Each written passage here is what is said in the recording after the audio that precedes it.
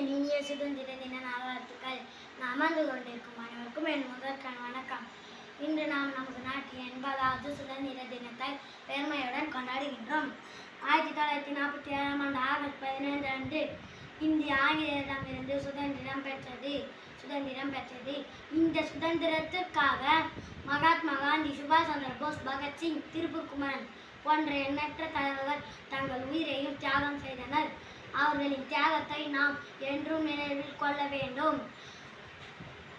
சுதந்திரம் என்பது கொடியேற்றுவதற்கு விழா கொண்டாடுவதில் மட்டுமல்ல, நாட்டை நேசிப்பதும், சட்டத்தை மதிப்பதும், சுற்றுச்சூழல்களை பாதுகாப்பதும், பிறருக்கு உதவி செய்வதும், நம் கடமைகளை சிறக செய்வதும் அது உண்மையான தேசப்பற்றாகும். ஜாதி, மத, மொழி என்ற வேறுபாடுகளை மறந்து ஒன்றுபட்ட இந்தியா, வலிமையான இந்தியா என்ற எண்ணத்துடன் வாழ்வோம்.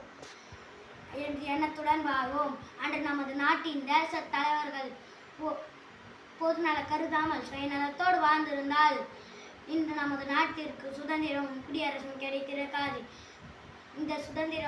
இந்த தேசிய கொடியும் எவ்வளவு அழகாக பறந்திருக்காது. எனவே நாமும் அவர்களை போன்று பொதுநலத்தோடு வாழ்ந்து பெற்று தந்த சுதந்திரத்தை பாதுகாத்து இந்தியாவை முன்னேற்ற பாதைக்கு கொண்டு செல்வோம் என்று கூறி எனக்கு வாய்ப்பளிக்க அனைவருக்கும் நன்றி பாராட்டி விரும்புகிறேன். நன்றி, வணக்கம்.